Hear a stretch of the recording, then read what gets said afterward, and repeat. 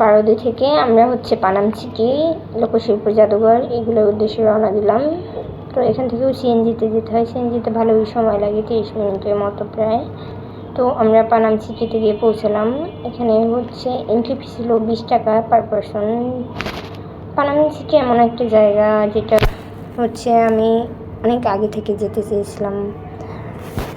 ছোটোবেলায় যখন বইয়ে পড়তাম সোনারগাঁও লোকশিল্প জাদুঘর, পানাম সিটি, তখন থেকেই যাওয়ার ইচ্ছে ছিল, কিন্তু ঢাকায় 10 বছরেও যাওয়া হয়নি। তো সেই সময়ে যাওয়া হলো। জায়গাটা খুবই সুন্দর ছিল, একটু ভিড়ও ছিল। তো পুরো জায়গাটা ঘুরে ঘুরে আস্তে আস্তে দেখলাম। তো এখানে ঘুরতে ঘুরতে একটা মন্দিরও দেখতে পেলাম, দুর্গা মন্দির। মন্দিরটা বন্ধ ছিল। তো এই সেই গ্রুপটা যাদের সাথে তাজমহলে দেখা হয়েছিল, তাদের সাথে আবার এখানেও দেখা হলো। তো এখানে দুর্গা মন্দিরের সাথে আরও একটা মন্দিরের মতো ছিল, কিন্তু বন্ধ ছিল বিধায় দেখতে পারি নাই। পরে আস্তে আস্তে পুরো জায়গাটা ঘুরে ঘুরে দেখলাম। তো এখানে দেখা শেষ হওয়ার পরে আমরা আবার জাদুঘরের দিকে রওনা দিলাম। তো জাদুঘরটা কাছেই ছিল, হেঁটেও যাওয়া যায়, আর অটোও পাওয়াই যায়। তো জাদুঘরে এন্ট্রি ফি ছিল 50 টাকা করে পার পারসন। জাদুঘরে প্রথমে ঢুকে এটা পিকনিক স্পট মনে হচ্ছিল। চারপাশে অনেক ফুল ছিল, অনেক কোন দিক থেকে শুরু করবো বুঝতে পারতেছিলাম না। পরে আস্তে আস্তে হাঁটা শুরু করলাম। তো এইদিকে দেখলাম যে অনেকগুলা পিকনিক হচ্ছে। তো আস্তে আস্তে এখানে দেখলাম যে অনেকগুলো রাইডও আছে বাচ্চাদের জন্য, যেগুলো গিয়া বাচ্চারা আসলে খুবই ভালো লাগবে ওদের। তো রাইডের পাশাপাশি আমরা ঘুরে ঘুরে দেখতেছিলাম। তো একটা পলাশ ফুলের চোখে পড়লো, যেটা আমার খুবই প্রিয়, সরস্বতী মায়েরও খুব প্রিয় একটা ফুল। তো এইটা দেখে দেখে আমরা জাদুঘরের দিকে যাচ্ছিলাম। তো এখানে দেখলাম পিকনিক হচ্ছে। এখানে এই যে দুইটা গরু, এই দুইটা গরু আমি অনেকবার দেখছি ভিডিওতে। তো এই জিনিসগুলো দেখলে খুবই ভালো লাগতেছিল। তো আস্তে আস্তে আমরা জাদুঘরের দিকে গেলাম আর কি। তো এখানে প্রথমে কিছু ছবি দেয়া আছে, তারপর এই যে জয়নুল আবেদিনের পোশাক আশাক থেকে শুরু করে আস্তে আস্তে অনেক কিছুই আছে। এটা একটা ডাইনোসরের বনগাই, এটা একটা গরুর পাখি, আরও অনেক জিনিস ছিল। এটা একটা গণেশ মূর্তি। তারপরে এখানে যুদ্ধের কিছু ছবি দেখা যাচ্ছিল। তো এগুলো খুবই ভালো লাগতেছিল। তো এখানে আরও কাঠের অনেক জিনিসপত্র ছিল, পৌরাণিক অনেক কাহিনী, লৌকিক কাহিনী, সবগুলো কাঠের মাধ্যমে তুলে ধরা হয়েছে, যে জিনিসটা খুবই ভালো। এখানে কাঠের নৌকা, আরও অনেক ধরনের নৌকা ছিল। আর একটা গরুর পাখি। এখানে সাহিত্য ভগবান ছিল নারায়ণ, যেটা আমার খুবই ভালো লাগছে।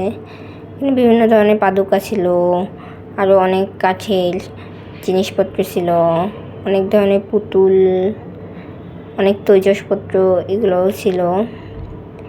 তো জিনিসগুলো খুবই ভালো লাগতেছিল। এখানে একটা কাঠের হরিণ দেখলাম, এটা খুবই ভালো লাগছে। একটা সেন্টার টেবিলও ছিল, আরও অনেক জিনিসপত্র ছিল। ডাইনোসরগুলো তো আমার খুব পছন্দ হয়েছে। এখানে একটা আদর্শ সিন্দুক ছিল কাঠের, আর এই পাশে একটা আদর্শ গ্রামের ছবি দেখানো হলো, যেটা খুবই সুন্দর। তারপর দেখা হলো কাঁথা স্টিচ, নকশি কাঁথার অনেক ধরনের নকশা। তো এই জিনিসগুলো খুবই ভালো লাগতেছিল। নকশি কাঁথাগুলো আসলে খুবই সুন্দর, যদিও সেলাই পাই না, বাট সেলাই খুবই ভালো লাগে। তো এই জিনিসগুলা যদি ভবিষ্যৎ কখন ট্রাই করি দেখা যাবে। একটা বাংলাদেশের পতাকা ছিল। তারপর আরও অনেক নকশি কাঁথা, জামদানি শাড়ি, আরও অনেক কিছু ছিল। আস্তে আস্তে এগুলো দেখতেছিলাম।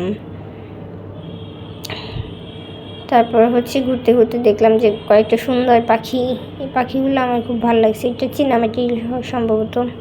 তারপর এখানে দেখলাম টেপা পুতুল আছে, যে জিনিসটা খুবই সুন্দর। তারপরে এখানে একটা কাঠের সাপ দেখলাম, যেটা খুবই ভালো লাগছে।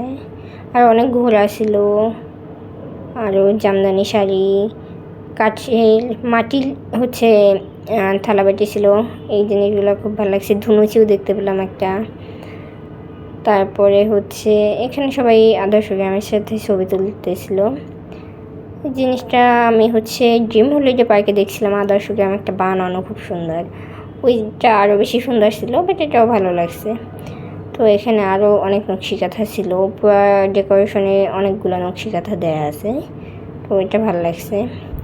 এখানে হচ্ছে পানির বাটি, তারপর হচ্ছে পুষ্প থালা থেকে শুরু করে এখানে একটা দেবী মায়ের মুখ ছিল, মা দুর্গার, যেটা খুবই সুন্দর ছিল। আরও হচ্ছে তাজমহল ছিল। এগুলো সবই হচ্ছে তামা কাঁসা এই ধরনের জিনিস দিয়ে তৈরি। তো এই একটা পুষ্পপত্র ছিল। আরও অনেক ধরনের প্রতিমা দেখতে পেলাম। তারপর হচ্ছে এগুলো দেখতে দেখতে একটা খুব সুন্দর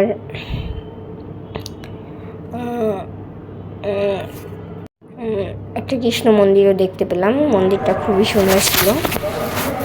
তারপর আরও অনেক বিগ্রহ দেখতে পেলাম, যেগুলো হচ্ছে মনে হয় এখানে থাকার থেকে কারো ঘরে পূজিত হলে ভালো লাগতো।